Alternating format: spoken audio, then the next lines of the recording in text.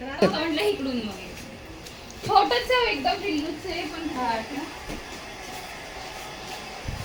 पायपावर आहे. दिसलं का तुम्हाला? हे काय चाललंय कपडे करायला. कुठे हो तिथे दिसलं का तुला? नाही. अच्छा इथे ना दिसतंय का तरी तुम्हाला कसं काय दिसलं? तू लास्ट टाइम तर दामींचा व्हिडिओ नाही दिसत आहे ना युट्यूबला नाही तुझ्या आहे आता दिसतच नाही जुने व्हिडिओ का तर आज पहिल्यांदाच या पिल्लाचा व्हिडिओ आपण बनवतोय मित्रांनो. मला म्हणजे असे रेस्क्यू झालेत पण मी व्हिडिओ नाही काढला कधी.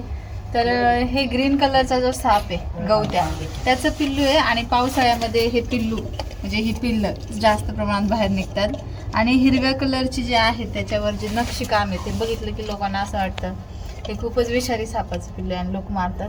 तर आज गवत्या सापाचं पिल्लू कसं असतं तुम्ही नागाचं पाहिलं घोणसचं पाहिलं आता मी तुम्हाला दाखवते गवत्या सापाचं पिल्लू कसं असतं मित्रांनो. इथे बसलंय पायपाल चिटकून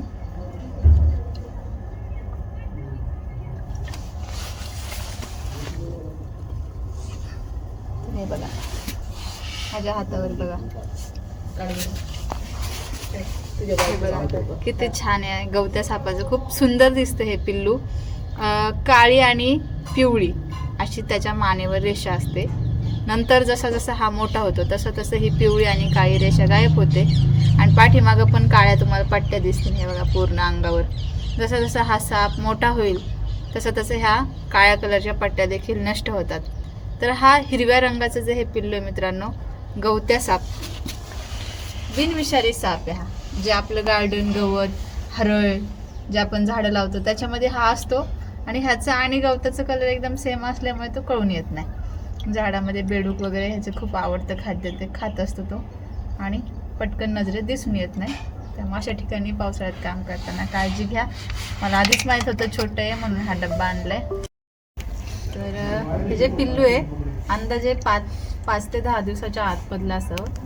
ते कसं ओळखलं त्याचं रिझन आहे हे पाठीमागे पोटाकडचा जो भाग आहे तो काळ्या कलरचा दिसतोय बघा तुम्ही. हे जे जन्मत पिल्लं असतात 5-10 दिवसाची त्यांना हे खालून पूर्णपणे ते ब्लॅक कलरचं असतं नंतर ते पांढरं होऊन जातं.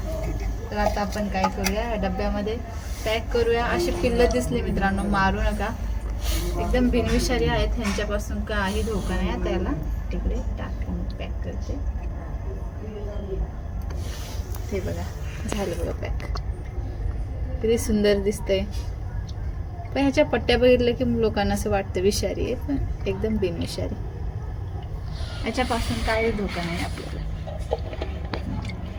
ठीक आहे आपण याला आता निसर्गामध्ये मुक्त करूयात.